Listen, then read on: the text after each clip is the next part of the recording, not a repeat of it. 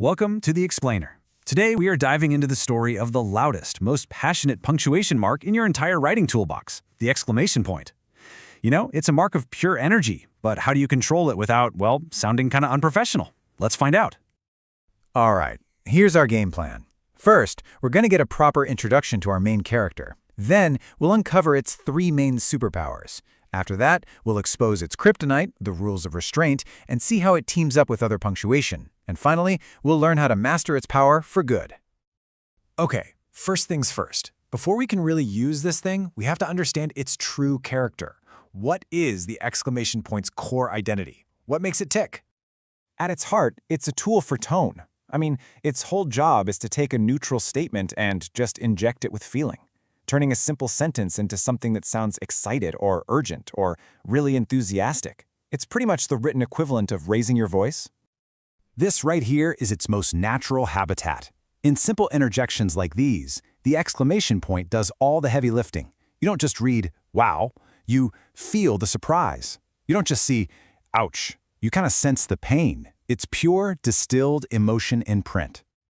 So now that we know its personality, let's get to the exciting part. Like any great character, it has superpowers. There are three distinct abilities that you can unleash in your own writing. You can think of these three powers as building on each other. They move from, a sudden burst of emotion to a direct order to a full-blown personal statement. Let's break down exactly how each one works. Okay, so its first power is giving life to those sudden emotional outbursts. That exclamation point after darn makes the frustration immediate and really clear. It's like a small, sharp shock of feeling right at the start of the sentence. Its second power? It's all about turning up the dial on a command. You see, be quiet with a period? That's a suggestion. Be quiet with an exclamation point? That is an order.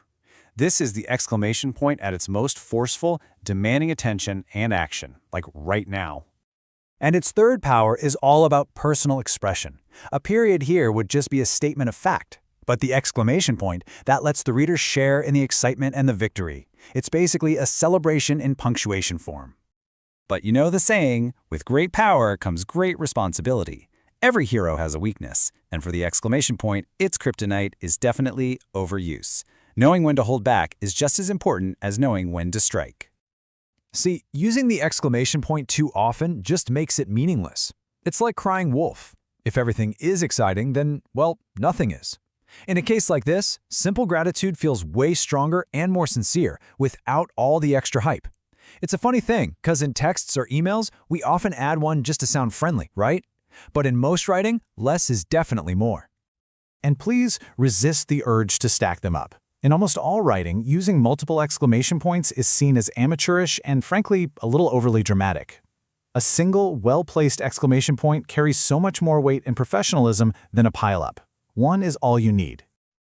This brings us to the no-fly zones. In formal, academic, or professional writing, the exclamation point is best left in the toolbox. It just comes across as too informal and emotional.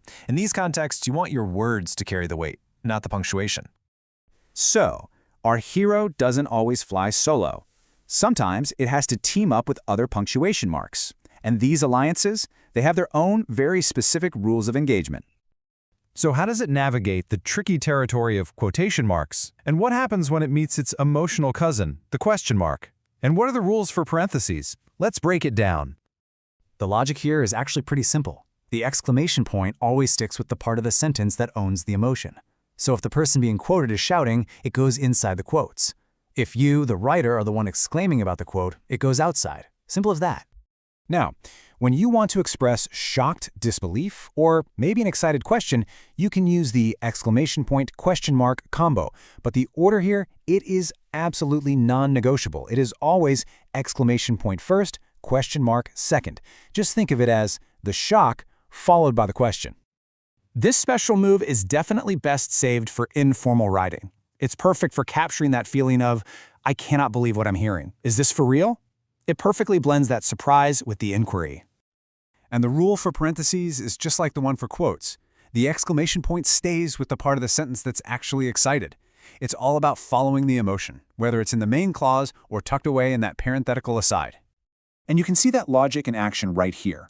On the left, the excitement is about the book itself. On the right, the exclamation is a totally separate, contained thought about finishing the race. The rule is consistent. Just follow the feeling.